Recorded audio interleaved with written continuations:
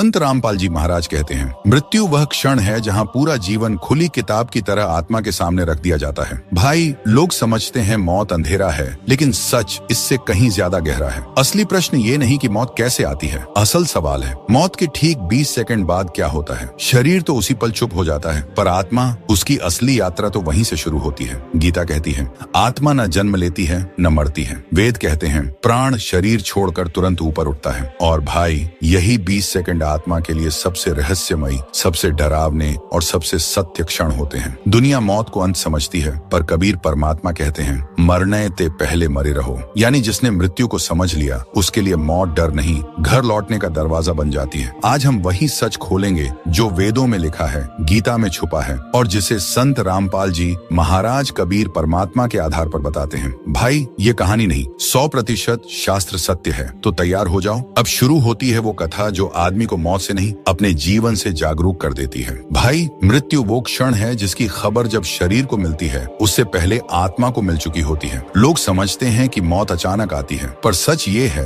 मृत्यु एक प्रक्रिया है जो शरीर के रुकने से कुछ पल पहले आत्मा के भीतर शुरू हो जाती है। जैसे ही दिल धड़कना बंद करता है, शरीर तो शांत हो जाता है, पर आत्मा पहली बार पूरी जाग जाती है। गीता के दूसरे अध्याय के 20वें श्लोक में भगवान ने साफ कहा है, आत्मा न कभी जन्म लेती है और न ही कभी मरती है। यानी मरता शरीर है, पर आत्मा नहीं। भाई, मृत्यु के पहले 20 सेकंड में आत्मा के साथ जो होता है, वह इतना गहरा है कि अगर मनुष्य जान ले तो उसका जीवन बदल जाए। मृत्यु का पहला सेकंड, शरीर बेहोश, आत्मा सचेत। आत्मा तुरंत समझ जाती है कि वह अपने शरीर से अलग हो चुकी है। वेदों में इसे चैतन्य स्फुरण कहा गया है, यानी चेतना अपनी पुरानी सीमा छोड़कर अधिक खुल जाती है। भाई, यह वही पल है जब इंसान अपने पूरे जीवन को जैसे दूर से देखने लगता है। चेहरे, आवाजें, घटनाएं सब बहुत स्पष्ट दिखता है। वैज्ञानिक इसे लाइफ फ्लैश कहते हैं, पर शास्त्र इसे चित्त के संस्कारों का उदय कहते हैं। 5वें से 7वें सेकंड के बीच शरीर की गर्मी नीचे से ऊपर उठती है। संत रामपाल जी महाराज बताते हैं, मृत्यु में प्राण नाभि से उठकर सिर के मध्य में पहुंचते हैं और वहीं से आत्मा बाहर निकलती है। भाई, यह कोई मान्यता नहीं,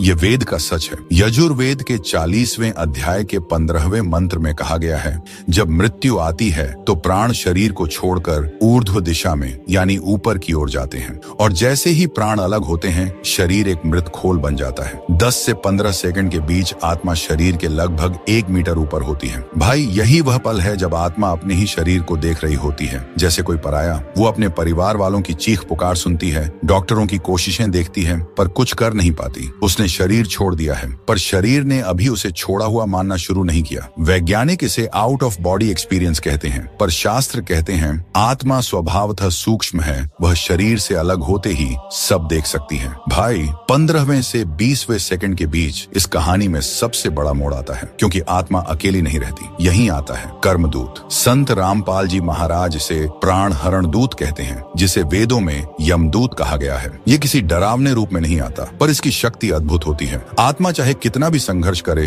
वह उसकी पकड़ से मुक्त नहीं हो सकती। क्यों? क्योंकि अब आत्मा अपने कर्मों के अनुसार अगले लोक की ओर बढ़ रही होती है। भाई, गीता अध्याय 8 श्लोक 6 कहता है, आत्मा मृत्यु के समय जिस भाव में होती है, उसी के समान वह आगे जाती है। और आप सोचो, मृत्यु के ठीक 20 सेकंड बाद आत्मा सच में सबसे ज्यादा सतर्क होती है, सबसे ज्यादा डर में होती है, सबसे ज्यादा उलझन में होती है। यही भावना उसे अगले लोक में ले जाती है। इस क्षण पूरे जीवन का एक एक कर्म जैसे उसकी आंखों के सामने खड़ा होता है। यही कारण है कि कबीर परमेश्वर ने कहा, कर्मों से डर नहीं लगता, परिणामों से लगता है। भाई, मृत्यु के 20 सेकंड बाद आत्मा एक ऐसे द्वार पर खड़ी होती है जहां से 3 रास्ते खुलते हैं। एक तरफ यमलोक, दूसरी तरफ काललोक और तीसरी तरफ एक दुर्लभ रास्ता जो सिर्फ उसी आत्मा को मिलता है जिसके पास सद्गुरु का नाम होता है। संत रामपाल जी महाराज ने कहा, जिस आत्मा के पास सतनाम है, उसे काल के दूत छू भी नहीं सकते। बाकी सब आत्माएं बगल से खींच ली जाती हैं। भाई, ये सुनने में कठोर लगता है, पर यही सच है। और अब सोचो, आत्मा के लिए सबसे नाजुक समय वही 20 सेकंड है जहां से उसकी आगे की पूरी यात्रा तय होती है। लेकिन क्या आत्मा वास्तव में 20 सेकंड बाद उसी क्षण किसी लोक में पहुंच जाती है? क्या उसे यमदूत तुरंत लेकर जाते हैं? क्या आत्मा को अपने कर्मों की फिल्म दिखाई जाती है? या फिर मृत्यु के बाद आत्मा एक अदृश्य न्यायालय में खड़ी होती है जहां उसके अगले जन्म का फैसला होता है? भाई, यह रहस्य अभी अधूरा है। सच्चाई तो आगे है, वो सच जिसे सुनकर आदमी मौत से नहीं, अपने कर्मों से डरने लगता है, क्योंकि मृत्यु के बाद की असली कहानी अभी शुरू ही नहीं हुई है। भाई, अगर मृत्यु के पहले 20 सेकंड इतने भयानक हैं, तो सोचो 20 सेकंड के बाद जो होता है वो आत्मा को हिला क्यों देता है। अगला हिस्सा बताएगा वो रहस्य जिसके बारे में शास्त्रों में लिखा भी है और जिसे सुनकर मनुष्य का जीवन बदल जाता है। भाई, मौत के पहले 20 सेकंड तक आत्मा बस अपने शरीर को छोड़ती है, पर मौत के 20 सेकंड बाद आत्मा एक ऐसे रास्ते पर खड़ी होती है जहां से उसकी पूरी यात्रा तय हो जाती है। अब कहानी तेज होती है।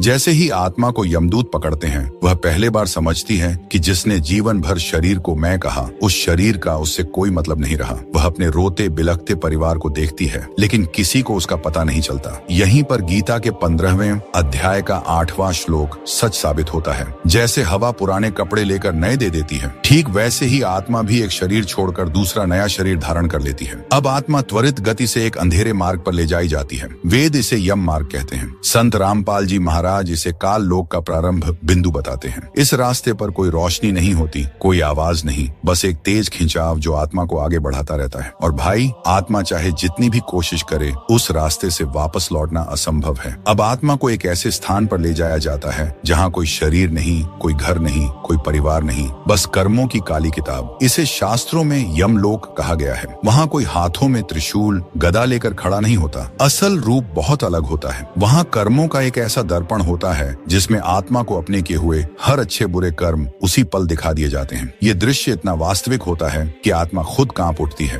भाई कबीर, परमात्मा ने कहा था, कर्मा का लेखा सब सिर चढ़ बोझा भारी, जेहा बीजा बोए तू तेहा खाए सरी। आत्मा उस दर्पण में अपनी जिंदगी के हर कर्म को उतनी ही स्पष्टता से देखती है जितनी स्पष्टता से इंसान आईना देखता है। भाई, तब उसे एहसास होता है कि हमने जिन बातों को छोटी छोटी गलतियां समझा, वही सबसे भारी पाप बन गए, और जो भलाई हमने दुनिया से छिपकर की थी, वही हमारे सबसे बड़े पुण्य बन गए। इस कर्म दर्शन के बाद आत्मा को दो में से एक मार्ग दिया जाता है। या तो वह पुनर्जन्म के रास्ते जाएगी, या फिर उसे 84 लाख योनियों में गिरना होगा। गीता के 8वें अध्याय के 6ठे श्लोक में कहा गया है, मृत्यु के समय आत्मा जिस भाव में रहती है, वह अगला जन्म भी उसी भाव, उसी विचार, उसी अवस्था के अनुसार पाती है। यानी भाई, जिस चीज का मोह ज्यादा, उसी जन्म में आत्मा फेंक दी जाती है। जिसने क्रोध पाला वह हिंसक योनि में, जिसने लोभ पाला वह दरिद्र योनि में, जिसने वासना पाली वह निम्न योनि में। करते करते आत्मा एक चक्र में फंस जाती है। जन्म, मृत्यु, पुनर्जन्म, मृत्यु, यही काल का जाल है, यही 84 लाख योनियों का चक्र है। भाई, यहीं पर संत रामपाल जी महाराज सबसे बड़ा सत्य बताते हैं। जिस आत्मा के पास सतनाम नहीं, वह काल लोक के चक्र से नहीं बच सकती। ये बात किसी डरा कर कहने की नहीं है, ये वेदों और गीता से सिद्ध सच है। यजुर्वेद के 40वें अध्याय के 15वें मंत्र में कहा गया है, जो व्यक्ति परम नाम का जप करता है, उसी को अमर पद यानी अमर अवस्था प्राप्त होती है। भाई, यही परम नाम कबीर परमात्मा ने दिया था, और आज वही नाम संत रामपाल जी महाराज दे रहे हैं। अब सोचो, जिस आत्मा के पास यह नाम है, क्या उसके साथ भी यही न्याय होगा? क्या वह भी यमलोक जाएगी? क्या उसे भी 84 लाख योनियों में धकेला जाएगा, या उसके लिए कोई अलग मार्ग खुलता है? भाई, ये वही रहस्य है जो अगले हिस्से में खुलेगा। एक ऐसा रहस्य जिसने हजारों लोगों की जिंदगी बदल दी, और जिसे जानकर साधक मृत्यु से नहीं, अपने साधारण जीवन से डरने लगता है, क्योंकि मृत्यु के बाद का अंतिम सच अभी तक सामने ही नहीं आया है। भाई, अगर यह सब उस आत्मा के साथ होता है जिसके पास कोई नाम नहीं, तो सोचो, जिस आत्मा के पास सद्गुरु का नाम है, उसके लिए कौन सा मार्ग खुलता है? क्या काल उसे छू भी सकता है? क्या वह सीधे सतलोक जा सकती है? इस रहस्य को छुपाया गया,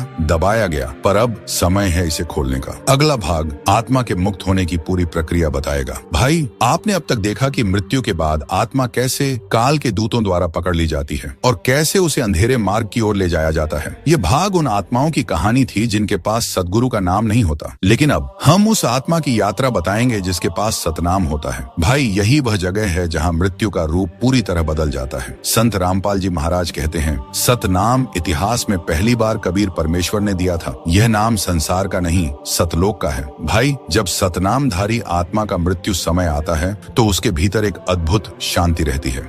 वह उस घबराहट, अंधेरे और भय से उतनी पीड़ित नहीं होती जितनी बिना नाम वाली आत्मा होती है। जैसे ही प्राण शरीर से उठते हैं, एक पल के लिए वह भी उसी नियम से गुजरती है, शरीर नीचे, आत्मा ऊपर। लेकिन भाई, सब सबसे बड़ा अंतर ठीक 20वें सेकंड में आता है। जहां बाकी आत्माओं को यमदूत पकड़कर खींच लेते हैं, वहीं सतनामधारी आत्मा के पास यमदूत आते ही रुक जाते हैं। वे उसे पकड़ नहीं पाते। ये बात किसी भय की नहीं, बल्कि वेद गीता के परम सत्य की है। कबीर परमात्मा ने कहा था, नाम बिन कौन उबारे, जम दरवज्जे कौन संभारे। भाई, उस समय आत्मा के चारों ओर एक हल्का उजाला दिखाई देता है। यह प्रकाश शरीर का नहीं, सतनाम का होता है। संत रामपाल जी महाराज बताते हैं, नामधारी आत्मा के पास काल के दूत आने की हिम्मत नहीं करते। वे उसके चारों ओर मंडराते हैं, लेकिन उसे छू नहीं पाते। ये दृश्य आत्मा खुद देखती है। दूत पास आते हैं, फिर पीछे हट जाते हैं, जैसे कोई अदृश्य शक्ति उन्हें दूर धकेल रही हो। भाई, वही शक्ति है सतनाम की। ये शक्ति किसी मंत्र की नहीं, किसी साधना की नहीं, ये शक्ति कबीर परमात्मा की कृपा की है। ठीक उस क्षण आत्मा को एक दूसरी दिव्य शक्ति दिखती है। कोई डरावना रूप नहीं, कोई भयानक आवाज नहीं, बल्कि एक सफेद शांति देने वाली उजाले की धारा। संत रामपाल जी इसे परमेश्वर की रक्षा सेना बताते हैं। वेद इसे सदगति का द्वार कहते हैं और कबीर साहिब ने इसे सुख सराय कहा। भाई, इस उजाले की सबसे अद्भुत बात क्या है? जैसे ही आत्मा उसके पास आती है, उसका डर खत्म होने लगता है। वह पहली बार महसूस करती है, मैं अकेली नहीं हूँ, कोई है जो मेरा है। अब आत्मा की गति अंधकार की ओर नहीं, उजाले की ओर हो जाती है। वह किसी दुआ सूचना के बिना एक विशेष मार्ग में प्रवेश करती है। यह मार्ग काल का नहीं, स्वर्ग का नहीं, यमलोक का नहीं, यह मार्ग सतलोक का मार्ग है। भाई, इस मार्ग में कोई भय नहीं होता, कोई दंड नहीं होता, कोई न्यायालय नहीं होता। आत्मा को कर्मों की फिल्म नहीं दिखाई जाती, क्योंकि सतनामधारी आत्मा के कर्मों का भार नाम की शक्ति पहले ही काट चुकी होती है। यही कारण है कि कबीर साहिब ने कहा, नाम बिना नर भटका, मृग जल प्यासा जाए। भाई, यह मार्ग एक लंबे शांति से भरे सफर की ओर जाता है। इस मार्ग में प्रकाश कम नहीं पड़ता, बल्कि बढ़ता जाता है। तभी आत्मा महसूस करती है जैसे कोई ऊर्जा ऊपर से उसे खींच रही हो। यही खिंचाव उसे अंततः एक ऐसी जगह ले जाता है जिसे वेदों में अमर लोक, कबीर साहिब ने सतलोक और संत रामपाल जी महाराज हमारा असली घर कहते हैं। भाई, कि सतलोक पहुंचने से पहले एक अंतिम द्वार आता है। इस द्वार पर आत्मा से उसकी भक्ति, उसका विश्वास और उसका नाम तीनों की पहचान ली जाती है। और यहीं पर एक अद्भुत रहस्य छुपा है। वह रहस्य जिसे सुनकर आत्मा की रूह कंप उठती है कि कौन आत्मा इस द्वार से आगे जाती है और कौन आत्मा इसी द्वार से वापस लौट जाती है। भाई, यह सत्य इतना सूक्ष्म है, इतना दुर्लभ है कि इसे बताने का समय अब आया है। भाई, सतलोक का द्वार हर आत्मा के लिए नहीं खुलता। कुछ आत्माएं वहां पहुंचकर भी वापस लौटा दी जाती हैं। क्यों? किस कारण? कौन सी गलती आत्मा को अंतिम क्षण में रोक देती है और कौन सी आत्मा आगे बढ़कर कबीर परमात्मा के चरणों तक पहुंचती है? यही रहस्य अगले भाग में खुलेगा। भाई, आत्मा नाम के प्रकाश से ऊपर उठती है, काल के दूत दूर हट जाते हैं और वो उजाले के मार्ग से गुजरती हुई एक अनोखी यात्रा पर बढ़ती है। लेकिन यही वह जगह है जहां बहुत बड़ी गलतफहमी हो जाती है। लोग समझते हैं कि आत्मा सीधे सतलोक पहुंच जाती है, पर भाई, यही सबसे बड़ा रहस्य है। सतलोक के ठीक पहले एक आखिरी भयानक विशाल काल का द्वार आता है। ये द्वार न कोई कल्पना है, न डराने की बात। ये वही द्वार है जिसका वर्णन ऋग्वेद व कबीर वाणी दोनों में मिलता है। कबीर परमात्मा ने कहा, एक द्वार है काल का, जीव को खाता जाए, राम नाम जिन मुख न लाग्या, पार न पावे आए। भाई, ये द्वार काल का सबसे खतरनाक स्थान है।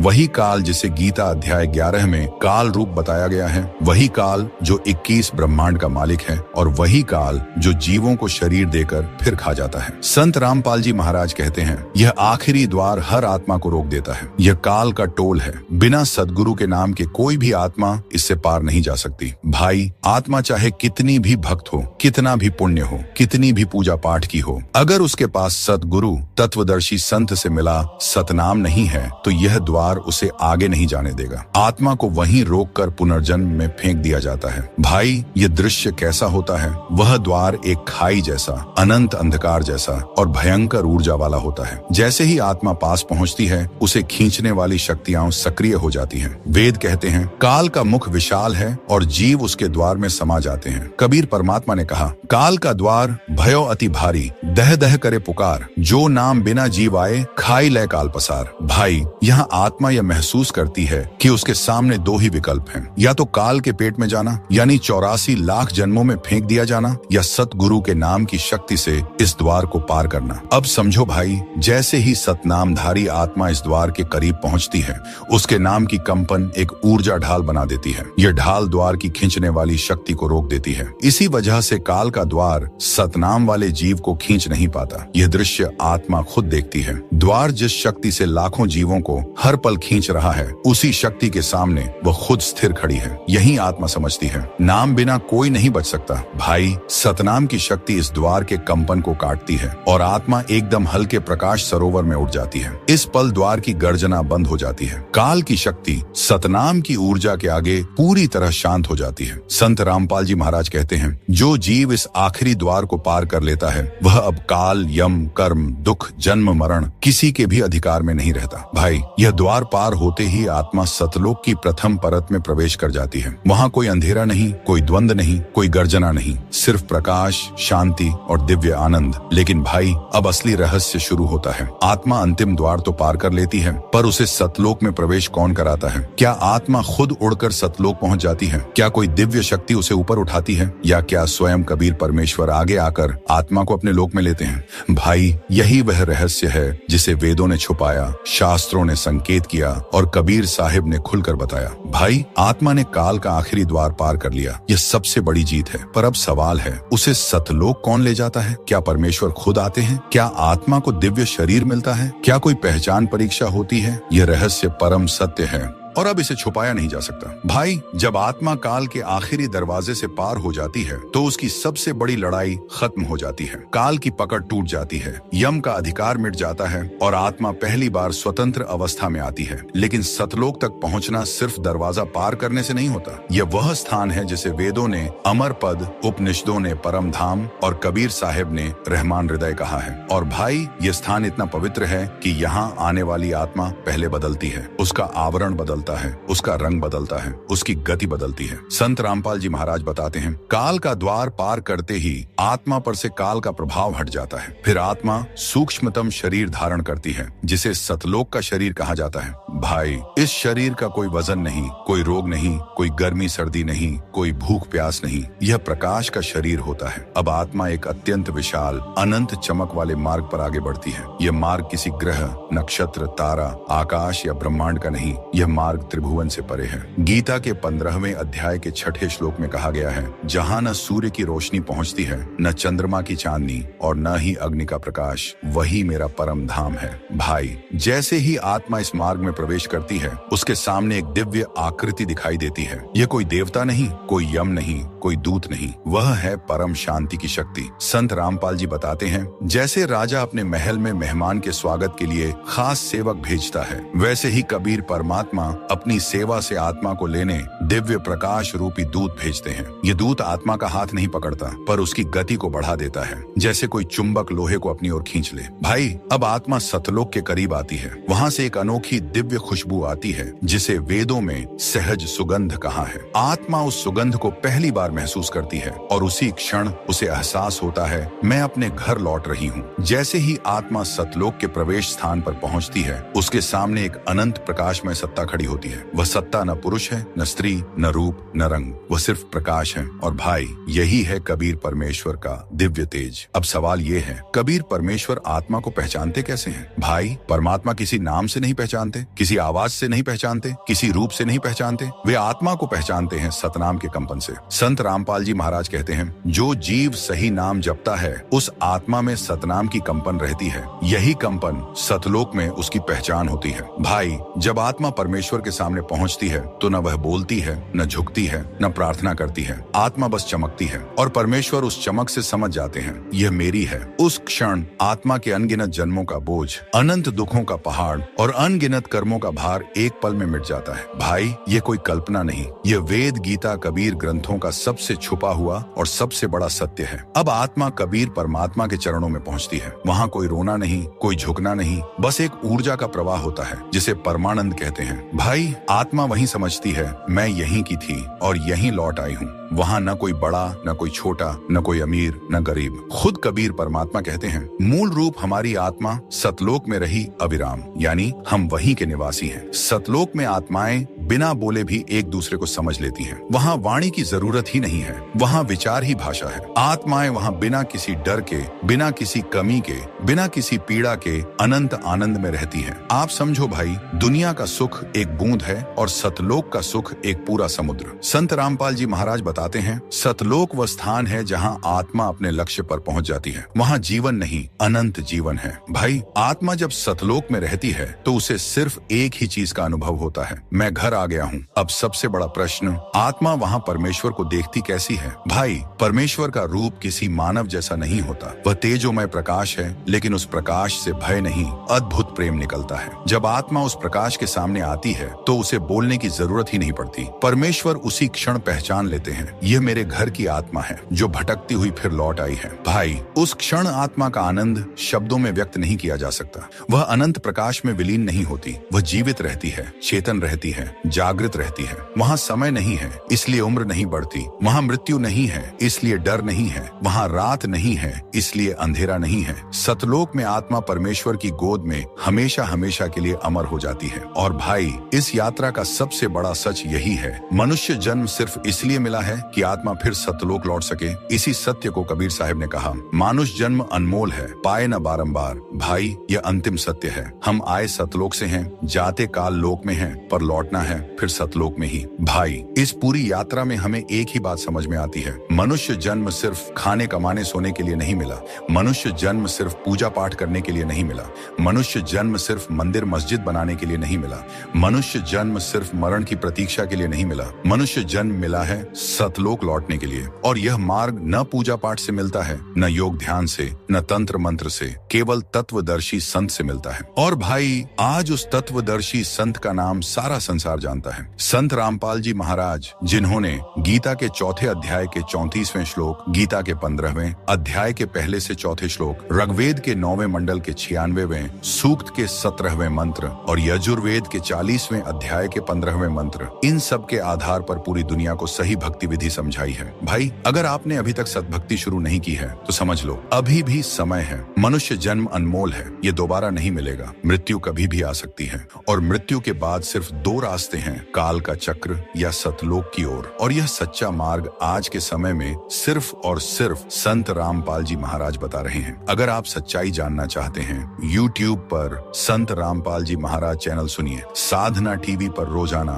उनका सत्संग आता है। भाई, सत भक्ति शुरू करो और अपनी आत्मा को सतलोक का टिकट दिलाओ। भाई, अगर वीडियो अच्छी लगी हो तो लाइक कर देना, सब्सक्राइब जरूर कर लेना और कमेंट में बस एक शब्द लिख देना, सत साहेब। और इस वीडियो को अपने भाई बंधुओं तक शेयर जरूर करना, शायद आपकी एक शेयर किसी आत्मा को सही मार्ग दिखा दे। सत साहेब।